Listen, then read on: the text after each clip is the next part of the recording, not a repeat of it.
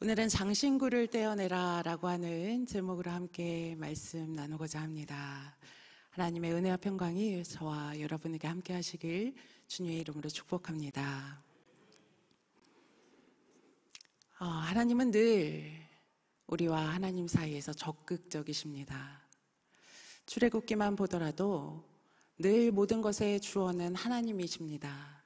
구원의 주체는 늘 하나님이십니다. 내가 듣고 내가 보고 내가 내려가서 내가 너희를 구원할 것이다. 적극적으로 말씀하시는 여러 장면이 출애굽기에 나옵니다. 그런데 우리가 읽은 오늘 33장의 처음 초반에 보면 분위기가 심상치 않습니다. 하나님께서 모세에게 이스라엘을 무엇이라고 이야기하는가 하면 네가 애굽 땅에서 구원한 백성이라고 말합니다. 네가 구원한 백성이라고 말씀하시죠. 급기야 뭐라고 말씀하시는가 하면 내가 너에게 약속한 가나안 땅과 또 그 족속을 다 물리쳐주고 그 땅에 정착하게 하겠다 말씀하시지요. 그러나 나는 너희와 함께하지 않겠다라고 충격적인 선언을 하십니다. 임마누엘 하나님, 늘 우리와 함께 하실 것만 같은 그 하나님이 우리와 동행하길 거부하신다라고 하는 겁니다. 오늘 왜 하나님은 이스라엘 백성과 동행하기를 거부하셨을까요? 우리가 읽은 33장 앞장에 보면 32장에 우리가 잘 아는 금송아지 사건이 나옵니다.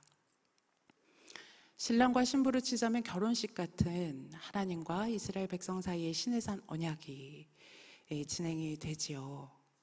그리고 하나님께서 사랑의 범인 십계명 그 언약을 돌판에 새겨주시는 그때에 그 사랑의 언약식이 채 끝나기도 전에 신부된 이스라엘은 신랑 되신 하나님께 등을 돌렸다고 하는 겁니다. 빛의 속도로 잠깐 모세가 자리를 비운 사이에 하나님이 계시지 않다고 여긴 이스라엘 백성들은 자신들의 장신구를 다 떼어내어 하나님 같은 금송아지를 만들었다라고 하는 겁니다.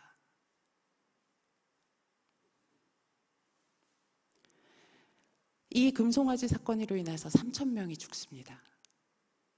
그리고 하나님 뭐라고 말씀하시는가 하면 이 목이 곧은 백성이 나와 함께 할 때에 길에서 모두 진멸할까 두렵다 말씀하시고 그래서 내가 너희와 동행하지 않겠다 말씀하십니다. 오늘 이 사건을 통하여서 조금만 살만하면 고개를 쳐드는 목이 곧은 이스라엘 백성 그 모습 가운데에서 저와 여러분의 완고함을 보게 됩니다. 오늘 1절에서 3절까지 말씀을 보면 한 가지 깨닫는 것이 있습니다. 모든 복과 형통함이 다 하나님으로부터 오는 것은 아니구나 하는 것입니다. 오늘 하나님과 함께하지 않는 그때에도 하나님은 너희가 땅을 얻게 될 것이고 너의 대적들이 너희 앞에서 물러갈 것이다 라고 말씀하십니다. 오늘 믿지 않는 백성들 가운데에도 혹 믿는 우리 가운데에도 꼭 우리의 일이 잘 풀리고 아무 일이 없다고 정말 우리의 영혼에 아무 일이 없는 것은 아니다라고 하는 겁니다. 우리의 일이 순조롭게 잘 풀린다고 하여서 너 지금 잘하고 있다라고 하는 하나님의 사인이 아니다라고 하는 겁니다. 그래서 시편 81편 12절 말씀에 보면 내가 그의 마음을 완악한 대로 버려두어 그의 임의대로 행하게 하였다. 로마서 1장 24절에는 하나님께서 그들을 마음의 정욕대로 더러움에 내버려 두었다. 바로가 이스라엘 백성을 막았을 때에 하나님이 그 바로의 마음을 그대로 내버려 두셨다라고 했습니다. 그러면 하나님 없이도 우리 삶이 잘 풀리고 형통하고 물줄이 넉넉하면 그것이 복인가? 집에 있는 저희 꼬마가 더 어렸을 때입니다. 4살, 5살 때에 제가 단기 선교를 가거나 아니면 교회에서 사역이 있어서 한 일주일 집에 못 들어갈 때쯤 되면 이제 저만 짐을 싸는 게 아니라 저희 집에 있는 두 식구도 짐을 쌉니다. 그래서 할머니 댁에 가는 것이죠. 그때가 되면 엄마가 이상하게 하루에 하나도 채 주지 않던 젤리를 봉지째 싸서 아이에게 주면서 저희 딸에게 주면서 아유라 우리 기차 안에서 이거 먹자 하고 봉지째 줍니다. 그리고 이제 뭐든지 다 있는 그 가게가 있지 않습니까? 가서 일주일 동안 이 아이가 놀아야 되니까 색칠 공부도 사고 또 스티커 붙이는 것도 사고 또 계획에는 없었지만 갑자기 저희 아이가 엄마 나 이거 가고 싶어 하면 평소에는 안 사주더라도 그날은 일주일을 떨어져 있으니까 짠한 마음에 이제 그것도 사줍니다. 그러면 이 꼬마는 너무너무 기분이 좋은 것이죠. 막 세상을 다 가진 것 같은 미소를 짓습니다. 그리고 엄마 아빠 손을 잡고 할머니 집으로 가는 기차를 타러 가는 것이죠. 플랫폼에 다 다다를 때쯤 뭔가 이상한 것을 느낍니다. 아빠가 번쩍 자기를 앉더니 둘만 기차 안으로 들어가는 거죠.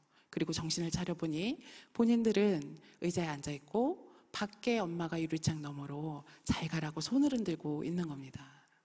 그런 그제서야 손에 젤리도 있고 가방에 세상의 모든 것을 다 가진 것처럼 그렇게 좋아했던 아이가 얼굴이 일그러지면서 그때부터 울기 시작합니다. 젤리도 보물 같던 자기 색칠 공부 그 다음에 스티커도 엄마가 나와 같이 가지 않는다고 하는 것은 또 다른 문제인 것이죠. 방금까지만 해도 나를 안아줬던 그 따뜻한 엄마의 빈자리, 쓸쓸함, 외로움 앞에 이 아이는 울기 시작하는 것입니다. 오늘 이스라엘 백성도 죄를 지었을지언정 하나님 없는 삶의 처참함을 너무나 잘 알고 있었다고 하는 겁니다. 그들은 방금 애굽을 나온 노예들로 그 시절의 처참함을 다 잊기엔 너무나 짧은 순간, 근데 그 짧은 순간에 하나님께 등을 돌린 것이죠. 그들은 이 준엄한 말씀 앞에 슬픔으로 숙연한 마음으로 더 이상 단장하지 않고 어떻게 하면 좋을까 앉아있을 때에 하나님께서 다시금 동행할 수 있는 길을 보이십니다. 그것이 우리가 읽은 33장 5절 말씀입니다. 저희 다시 한번 읽어보도록 하겠습니다.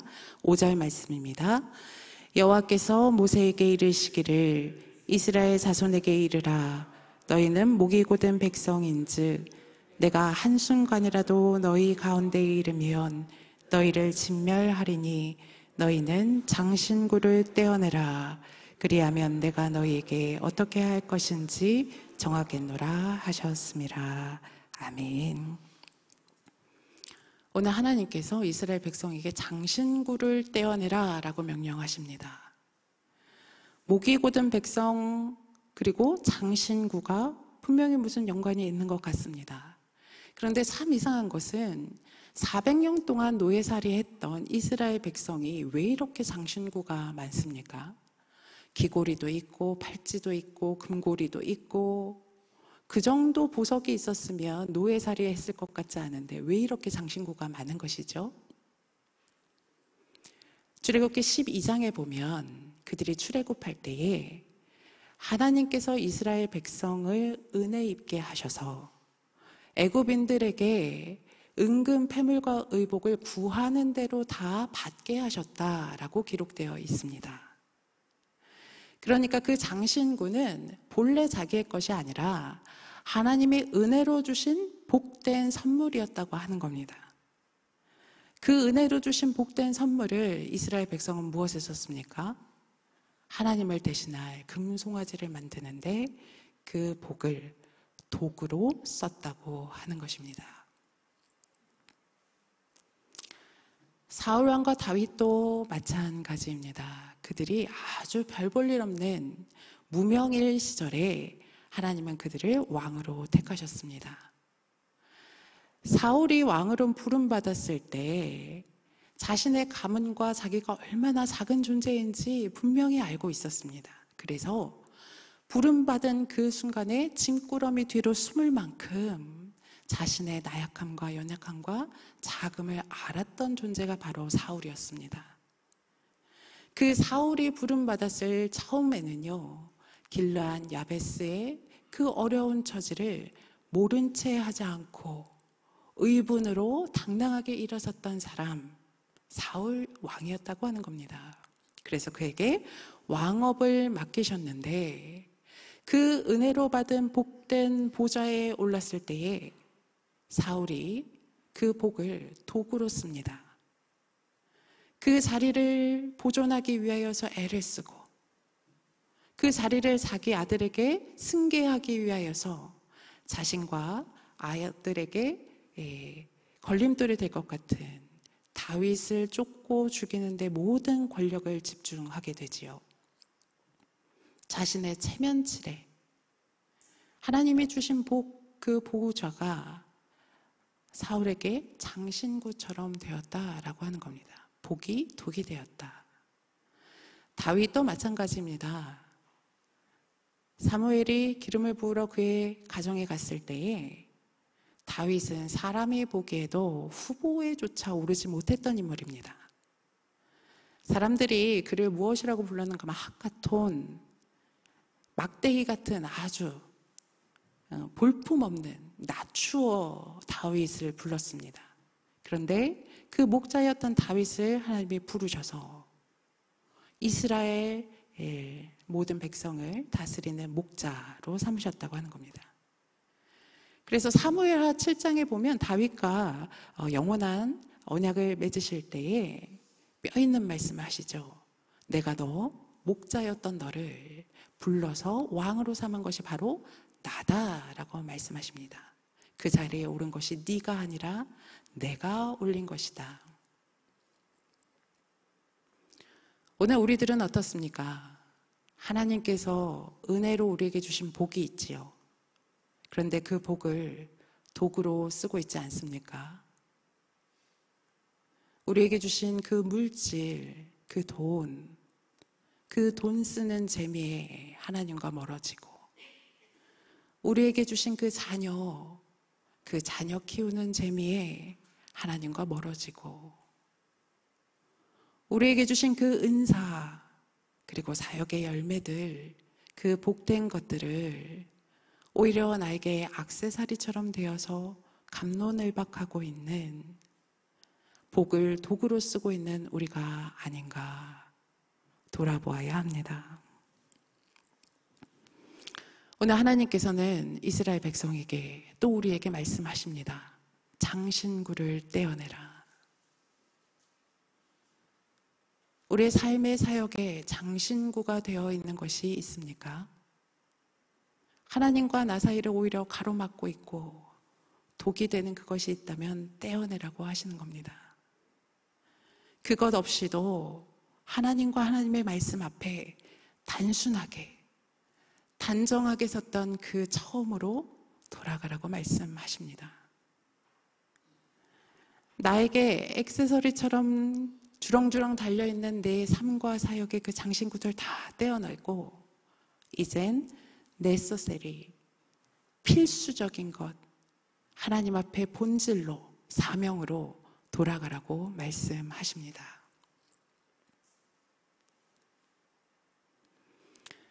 오늘 이스라엘 백성이 그 장신구를 다 떼어냈을 때에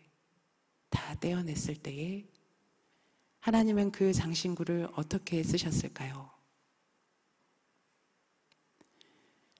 그 장신구는 떼어내어 버린 것이 아니라 후에 35장에 보면 다시 나옵니다. 이스라엘 백성이 금송아지 만드는 데 썼던 그 장신구를 떼어내어 하나님 앞에 드렸을 때에 하나님은 그 장신구로 성막을 만드는 재료로 사용하십니다. 하나님이 동행을 거부하도록 만든 그 화근이었던 그 재료가 하나님과 동행하며 임마누엘 하나님의 임재가 항상 거하는 그 성막을 만드는 재료로 귀하게 사용되었다고 하는 겁니다. 빌립보서 3장 8절 말씀에 보면 바울이 뭐라고 고백하고 있습니까?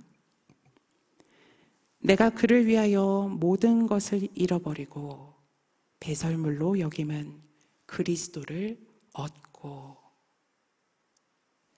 내가 그를 위하여 모든 것을 잃어버리고 배설물로 여김은 그리스도를 얻고. 오늘 바울이 사울 되었을 때 자신이 가졌던 모든 것을 배설물로 버렸을 때 하나님이 그 모든 지식과 경험을 다 버리고 무지몽매한 바울을 쓰셨습니까? 아니요. 그것을 하나님 앞에 올려드렸을 때에 인간적인 욕망과 교만을 다 정죄하여 버리고 오직 하나님 안에서 다시금 그 지식과 경험이 주님 안에, 말씀 안에 해석되어 바울 안에서 놀라운 성령의 역사, 그 불길이 있는 재료로 쓰셨다고 하는 겁니다. 하나님 없이 우리 가운데 있는 지식과 경험과 은사와 물질들은 마치 에스겔 골짜기의 마른 뼈처럼 아무 힘도 내지 못하고 그저 흩어져 있는 뼈에 불과합니다.